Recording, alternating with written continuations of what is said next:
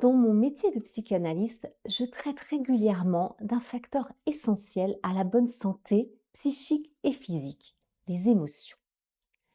Pourquoi les émotions sont essentielles? Parce que le corps et l'esprit sont un tout, ils ne font qu'un et ce sont les émotions qui les lient. La psychanalyse a toujours considéré que l'esprit et le corps sont impliqués ensemble dans les douleurs morales et physiques.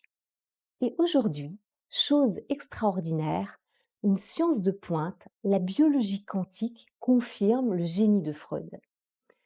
Elle explique à l'échelle de l'infiniment petit que le corps et l'esprit forment un système unique, coordonné par les émotions.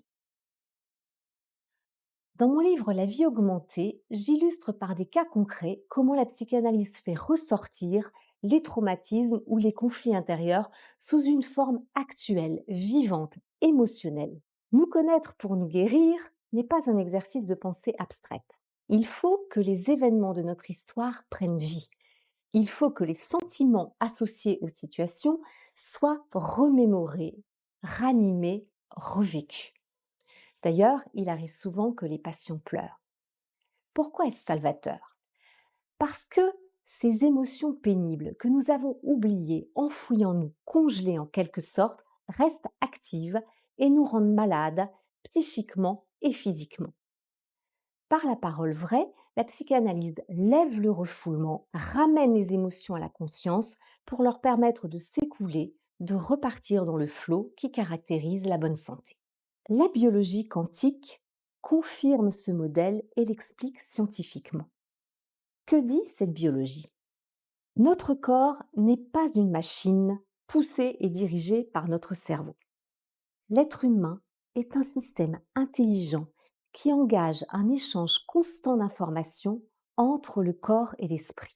Les cellules, celles du cerveau et de tous les organes, littéralement se parlent les unes aux autres et les messagers de cette information sont les émotions. Comment cela fonctionne? Notre cerveau est un chimiste d'une incroyable précision. Quand nous ressentons une émotion, le cerveau produit la substance chimique, la molécule qui reflète exactement cette émotion. Cette molécule, qui s'appelle en langage technique un neuropeptide, va partir dans le sang, circuler dans tout notre corps à la recherche d'un récepteur à la surface des cellules dont la forme lui correspond, un peu comme une clé qui chercherait la bonne serrure.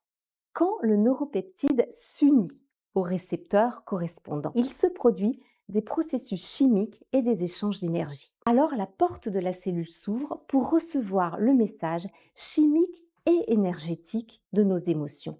La cellule le décode et ça déclenche toute une série d'actions qui influent sur notre corps, mais aussi sur notre humeur et sur notre comportement.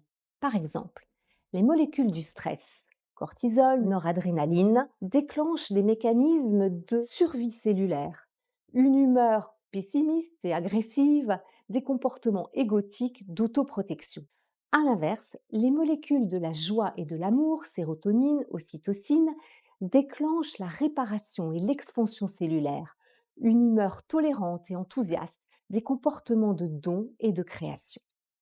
Vous voyez, l'être humain est un prodigieux système de communication dans lequel les molécules de l'émotion régulent tous les processus de la vie. Et chose extraordinaire, loin de subir nos émotions, nous avons le pouvoir de les diriger. Notre esprit conscient a le pouvoir de travailler, de choisir, de changer nos émotions. Alors le cerveau va changer les molécules de l'émotion. Et chose plus révolutionnaire encore, dit la biologie quantique, le pouvoir de notre esprit, de notre conscience, va influer directement sur les récepteurs à la surface de nos cellules, de façon aussi réelle que les substances chimiques. Vous voyez, notre pouvoir est immense. Et ce pouvoir n'est pas réservé à ceux qui pratiquent la psychanalyse ou la méditation. Tout le monde peut porter attention à ses émotions au lieu de les enfouir. Laissez-les partir dans le flux de la vie.